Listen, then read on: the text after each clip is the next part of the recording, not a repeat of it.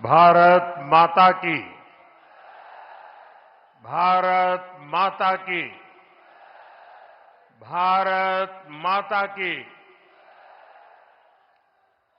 उत्तर प्रदेश की राज्यपाल आनंदीबेन पटेल, यहां के लोकप्रिय मुख्यमंत्री योगी आदित्यनाथ जी, केंद्रीय मंत्रिमंडल में मेरे वरिष्ठ सहयोगी और लखनऊ के सांसद रक्षा मंत्री राजनाथ सिंह जी, यूपी भाजपा के अध्यक्ष और केंद्र में मंत्रिपरिषद के मेरे साथी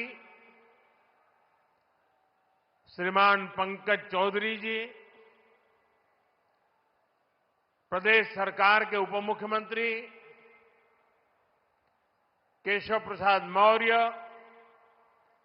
ब्रजेश पाठक, उपस्थित अन्य मंत्रीगण, जनप्रतिनिधिगण, देवी और सज्जनों, आज लखनऊ की ये भूमि एक नई प्रेरणा की साक्षी बन रही है। इसकी विस्तार से चर्चा करने से पहले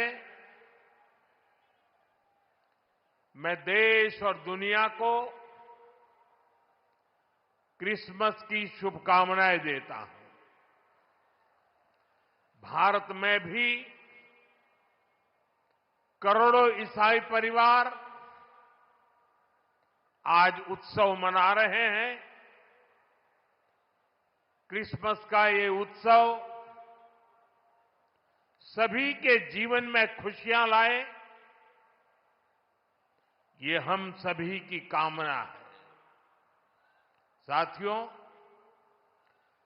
25 दिसंबर का ये दिन देश की दो महान विभूतियों के जन्म का अद्भुत सुयोग लेकर भी आता है। भारत रत्न अटल बिहारी वाजपेयी जी, भारत रत्न महामना मदन मोहन मालवीय जी, इन दोनों महापुरुषों ने भारत की अस्मिता, एकता और गौरव की रक्षा की और राष्ट्र निर्माण में अपनी अमिट छाप छोड़ी। साथियों, आज 25 दिसंबर को ही महाराजा बिजली पासी जी की भी जन्म जयंती है। लखनऊ का प्रसिद्ध बिजली पासी किला यहां से अधिक दूर नहीं है। महाराजा बिजली पासी ने वीरता, सुशासन और समावेश की जो विरासत छोड़ी, उसको हमारे पासी समाज ने गौरव के साथ आगे बढ़ाया है। ये भी संयोग ही है कि अटल जी ने ही वर्ष 2000 में महाराजा बिजली पासी के सम्मान में डाक टिकट जारी किया था। साथियों, आज इस पावन दिन मैं महामना मालवीय जी, अटल जी और महाराजा बिजली पासी को श्रद्धापूर्वक नमन करता हूं, उनका वंदन करता हूं। साथियों, थोड़ी देर पहले मुझे यहां राष्ट्र प्रेरणा स्थल का लोकार्पण करने का सौभाग्य मिला है। ये राष्ट्र प्रेरणा स्थल उस सोच का प्रतीक है जिसने भारत को आत्मसम्मान, एकता और सेवा का मार्ग दिखाया है।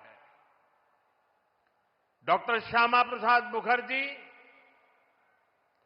पंडित दीनदयाल उपाध्याय जी और अटल बिहारी वाजपेयी जी,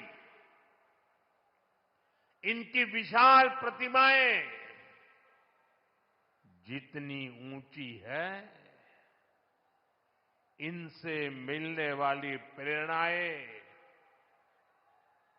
उससे भी अधिक बुलंद है। अटल जी ने लिखा था, नीरवता से मुखरित मधुबन, परहित अर्पित अपना तन मन, जीवन को शत शत आहुति में जलना होगा, गलना होगा, कदम मिलाकर चलना होगा। ये राष्ट्र प्रेरणा स्थल हमें संदेश देता है कि हमारा हर कदम, हर पग, हर प्रयास राष्ट्र निर्माण के लिए समर्पित हो। सबका प्रयास ही विकसित भारत के संकल्प को सिद्ध करेगा। मैं लखनऊ को, उत्तर प्रदेश को, पूरे देश को इस आधुनिक प्रेरणा स्थली की बधाई देता हूं। और जैसा अभी बताया गया और वीडियो में भी दिखाया गया कि जिस जमीन पर यह प्रेरणा स्थल बना है,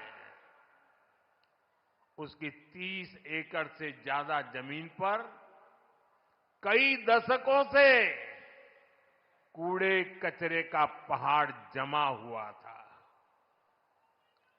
पिछले 3 वर्ष में इसे पूरी तरह खत्म किया गया है। इस प्रोजेक्ट से जुड़े सभी श्रमिकों, कारीगरों, योजनाकारों, योगी जी की और उनकी पूरी टीम को भी मैं बहुत बहुत बधाई देता हूं। साथियों, डॉक्टर श्यामा प्रसाद मुखर्जी ने देश को दिशा देने में निर्णायक भूमिका निभाई है। ये डॉक्टर मुखर्जी ही थे जिन्होंने भारत में 2 विधान, 2 निशान और 2 प्रधान के विधान को खारिज कर दिया था। आजादी के बाद भी जम्मू कश्मीर में ये व्यवस्था भारत की अखंडता के लिए बहुत बड़ी चुनौती थी। भाजपा को गर्व है कि हमारी सरकार को आर्टिकल 370 की दीवार गिराने का अवसर मिला। आज भारत का संविधान जम्मू कश्मीर में भी पूरी तरह लागू है। साथियों, स्वतंत्र भारत के पहले उद्योग मंत्री के रूप में डॉक्टर मुखर्जी ने भारत में आर्थिक आत्मनिर्भरता की नींव रखी थी। उन्होंने देश को पहली औद्योगिक नीति दी थी, यानी भारत में औद्योगिकरण की बुनियाद रखी थी। आज आत्मनिर्भरता के उसी मंत्र को हम नई बुलंदी दे रहे हैं। मेड इन इंडिया सामान आज दुनिया भर में पहुंच रहा है। यहां यूपी में ही देखिए, एक तरफ एक जनपद एक उत्पाद का इतना बड़ा अभियान चल रहा है।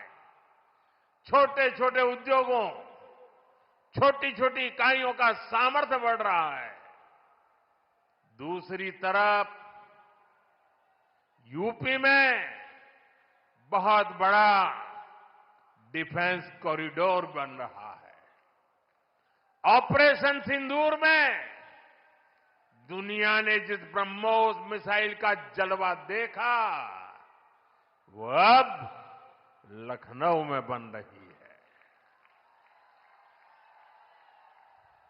वो दिन दूर नहीं जब यूपी का डिफेंस कॉरिडोर दुनिया भर में डिफेंस मैन्युफैक्चरिंग के लिए जाना जाएगा। साथियों, दशकों पहले पंडित दीनदयाल उपाध्याय जी ने अंत्योदय का एक सपना देखा था। वे मानते थे कि भारत की प्रगति का पैमाना अंतिम पंक्ति में खड़े अंतिम व्यक्ति के चेहरे की मुस्कान से मापा जाएगा। दीनदयाल जी ने एकात्म मानववाद का दर्शन भी दिया, जहां शरीर, मन, बुद्धि और आत्मा सबका विकास हो। दीनदयाल जी के सपने को मोदी ने अपना संकल्प बनाया है। हमने अंत्योदय को सैचुरेशन यानी संतुष्टिकरण का नया विस्तार दिया है। सैचुरेशन यानी हर जरूरतमंद, हर लाभार्थी को सरकार की कल्याणकारी योजनाओं के दायरे में लाने का प्रयास। जब सैचुरेशन की भावना होती है तो भेदभाव नहीं होता, और यही तो सुशासन है, यही सच्चा सामाजिक न्याय है, यही सच्चा सेकुलरिज्म है। आज जब देश के करोड़ों नागरिकों को बिना भेदभाव पहली बार पक्का घर, शौचालय, नल से जल, बिजली और गैस कनेक्शन मिल रहा है, करोड़ों लोगों को पहली बार मुफ्त अनाज और मुफ्त इलाज मिल रहा है, पंक्ति में खड़े अंतिम व्यक्ति तक पहुंचने का प्रयास हो रहा है, तो पंडित दीनदयाल जी के विजन के साथ न्याय हो रहा है। साथियों, बीते दशक में करोड़ों भारतीयों ने गरीबी को परास्त किया है, गरीबी को हराया है।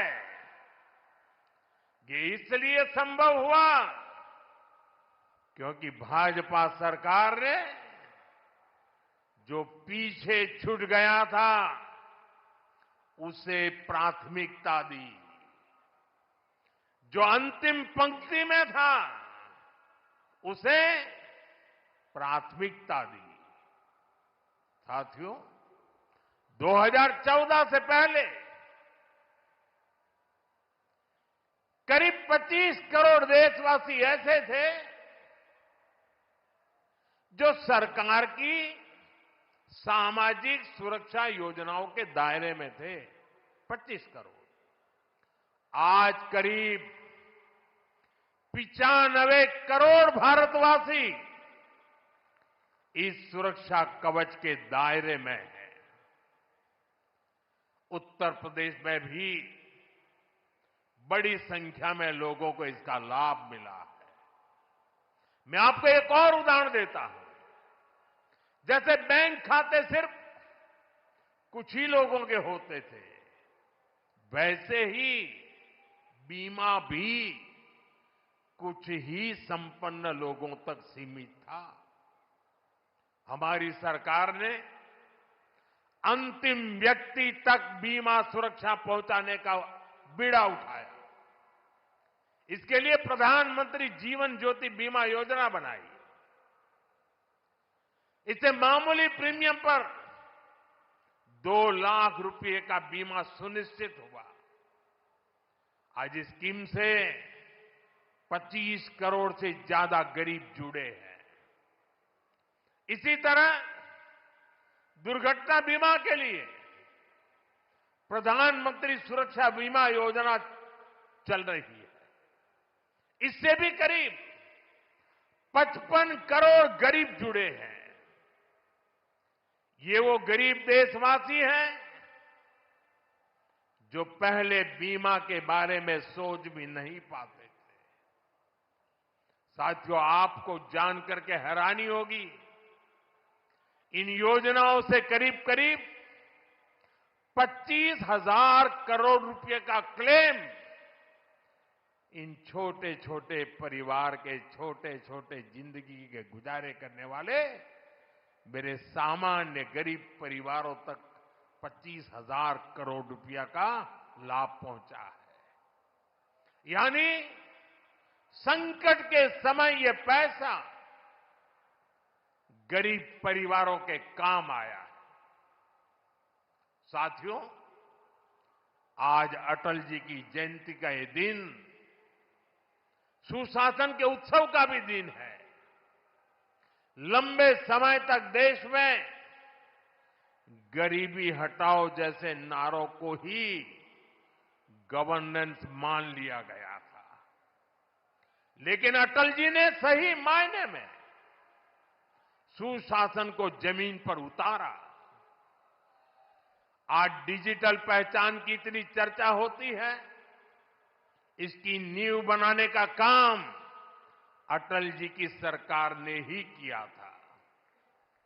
उस समय जिस विशेष कार्ड के लिए काम शुरू हुआ था, जो आज आधार के रूप में विश्वविख्यात हो चुका है, भारत में टेलीकॉम क्रांति को गति देने का श्रेय भी अटल जी को ही जाता है।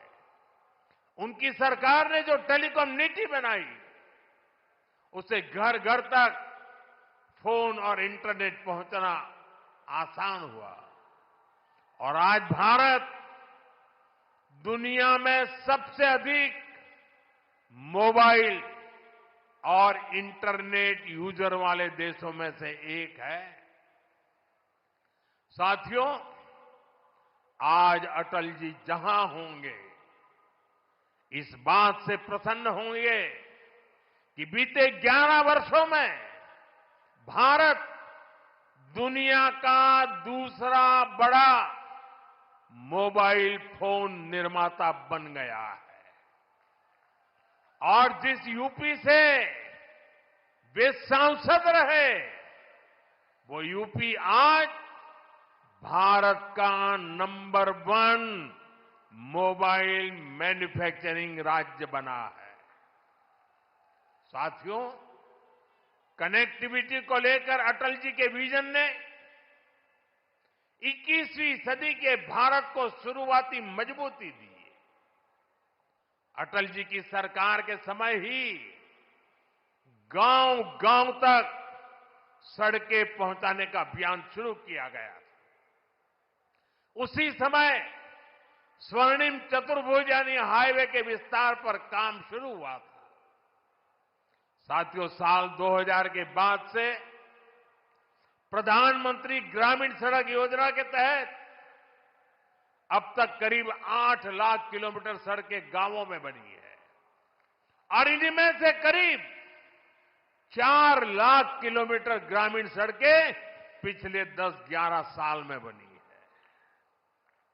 और साथियों, आज आप देखिए, आज हमारे देश में अभूतपूर्व गति से एक्सप्रेसवे बनाने का काम कितनी तेजी से चल रहा है। हमारा यूपी भी एक्सप्रेसवे स्टेट के रूप में अपनी पहचान बना रहा है। वो अटल जी ही थे जिन्होंने दिल्ली में मेट्रो की शुरुआत की थी। आज देश के 20 से ज्यादा शहरों में मेट्रो नेटवर्क लाखों लोगों का जीवन आसान बना रहा है। भाजपा एनडीए सरकार ने सुशासन की जो विरासत बनाई है, उसे आज भाजपा की केंद्र और राज्य की सरकारें नए आयाम, नया विस्तार दे रही है। साथियों, डॉक्टर मुखर्जी, पंडित दीनदयाल जी, अटल जी, इन 3 महापुरुषों की प्रेरणा, उनके विजनरी कार्य, ये विशाल प्रतिभाएं विकसित भारत का बहुत बड़ा आधार है। आज इनकी प्रतिमाएं हमें नई ऊर्जा से भर रही है। लेकिन हमें यह नहीं भूलना है कि आजादी के बाद भारत में हुए हर अच्छे काम को कैसे एक ही परिवार से जोड़ने की प्रवृत्ति पनपी। किताबें हो, सरकारी योजनाएं हो, सरकारी संस्थान हो, गली, सड़क, चौराहे हो, एक ही परिवार का गौरवगान, एक ही परिवार के नाम, उनकी ही मूर्तियां, यही सब चला। भाजपा ने देश को एक परिवार की बंधक बनी इस पुरानी प्रवृत्ति से भी बाहर निकाला है। हमारी सरकार मां भारती की सेवा करने वाली हर अमर संतान, हर किसी के योगदान को सम्मान दे रही है। मैं कुछ उदाहरण आपको देता हूं। आज नेताजी सुभाष चंद्र बोस की प्रतिमा दिल्ली के कर्तव्य पथ पर है। अंडमान में जिस द्वीप पर नेताजी ने तिरंगा फहराया, आज उसका नाम नेताजी के नाम पर है। साथियों, कोई नहीं भूल सकता कि कैसे बाबा साहब आंबेडकर की विरासत को मिटाने का प्रयास हुआ। दिल्ली में कांग्रेस के शाही परिवार ने यह पाप किया और यहां यूपी में सपा वालों ने भी यही दुस्साहस किया। लेकिन भाजपा ने बाबा साहब की विरासत को मिटने नहीं दिया। आज दिल्ली से लेकर लंदन तक बाबा साहब आंबेडकर के पंचतीर्थ उनकी विरासत का जयघोष कर रहे हैं। साथियों, सरदार वल्लभ भाई पटेल ने सैकड़ों रियासतों में बटे हमारे देश को एक किया था। लेकिन आजादी के बाद उनके काम और उनके कद दोनों को छोटा करने का प्रयास किया गया। ये भाजपा है जिसने सरदार साहब को वो मान सम्मान दिया जिसके वो हकदार थे। भाजपा ने ही सरदार पटेल की विश्व की सबसे ऊंची प्रतिमा बनाई, एकता नगर के रूप में एक प्रेरणा स्थली का निर्माण किया। अब हर साल वहां 31 अक्टूबर को देश राष्ट्रीय एकता दिवस का मुख्य आयोजन करता है। साथियों, हमारे यहां दशकों तक आदिवासियों के योगदान को भी उचित स्थान नहीं दिया गया। हमारी सरकार ने ही भगवान बिरसा मुंडा का भव्य स्मारक बनाया। अभी कुछ सप्ताह पहले ही छत्तीसगढ़ में शहीद वीर नारायण सिंह आदिवासी म्यूजियम का लोकार्पण हुआ है। साथियों, देश भर में ऐसे अनेक उदाहरण हैं। यही उत्तर प्रदेश में ही देखें तो महाराजा सुहेलदेव का स्मारक तब बना जब भाजपा सरकार बनी। यहां निषाद राज और प्रभु श्री राम की मिलनस्थली को अब जाकर के मान सम्मान मिला। राजा महेंद्र प्रताप सिंह से लेकर चौरी चौरा के शहीदों तक मां भारती के सपूतों के योगदान को भाजपा सरकार ने ही पूरी श्रद्धा और विनम्रता से याद किया। साथियों, परिवारवाद की राजनीति की एक विशिष्ट पहचान होती है। यह असुरक्षा से भरी हुई होती है। इसलिए परिवारवादियों के लिए दूसरों की लकीर छोटी करना मजबूरी हो जाता है, ताकि उनके परिवार का कद बड़ा दिखे और उनकी दुकान चलती रहे। इसी सोच ने भारत में राजनीतिक छुआछूत का चलन शुरू किया। आप सोचिए, आजाद भारत में अनेक प्रधानमंत्री हुए, लेकिन राजधानी दिल्ली में जो म्यूजियम था उसमें अनेक पूर्व प्रधानमंत्रियों को नजरअंदाज किया गया। इस स्थिति को भी भाजपा ने, एनडीए ने ही बदला है। आज आप दिल्ली जाते हैं तो भव्य प्रधानमंत्री संग्रहालय आपका स्वागत करता है। वहां आजाद भारत के हर प्रधानमंत्री, चाहे कार्यकाल कितना भी छोटा रहा हो, सबको उचित सम्मान और स्थान दिया गया है। साथियों, कांग्रेस और उसके सहयोगियों ने राजनीतिक रूप से भाजपा को हमेशा अछूत बनाए रखा, लेकिन भाजपा के संस्कार हमें सबका सम्मान करना सिखाते हैं। बीते 11 वर्षों में भाजपा सरकार के दौरान, एनडीए सरकार के दौरान नरसिम्हा राव जी और प्रणब बाबू को भारत रत्न दिया गया है। यह हमारी सरकार है जिसने मुलायम सिंह यादव जी और तरुण गोगोई जी जैसे अनेक नेताओं को राष्ट्रीय पुरस्कारों से सम्मानित किया है। कांग्रेस से यहां समाजवादी पार्टी से कोई भी ऐसी उम्मीद तक नहीं कर सकता। इन लोगों के राज में तो भाजपा के नेताओं को सिर्फ अपमान ही मिलता था। साथियों, भाजपा की डबल इंजन सरकार का बहुत अधिक फायदा उत्तर प्रदेश को हो रहा है। उत्तर प्रदेश 21वीं सदी के भारत में अपनी एक अलग पहचान बना रहा है और मेरा सौभाग्य है कि मैं यूपी से सांसद हूं। आज मैं बहुत गर्व से कह सकता हूं कि उत्तर प्रदेश के मेहनतकश लोग एक नया भविष्य लिख रहे हैं। कभी यूपी की चर्चा खराब कानून व्यवस्था को लेकर होती थी, आज यूपी की चर्चा विकास के लिए होती है।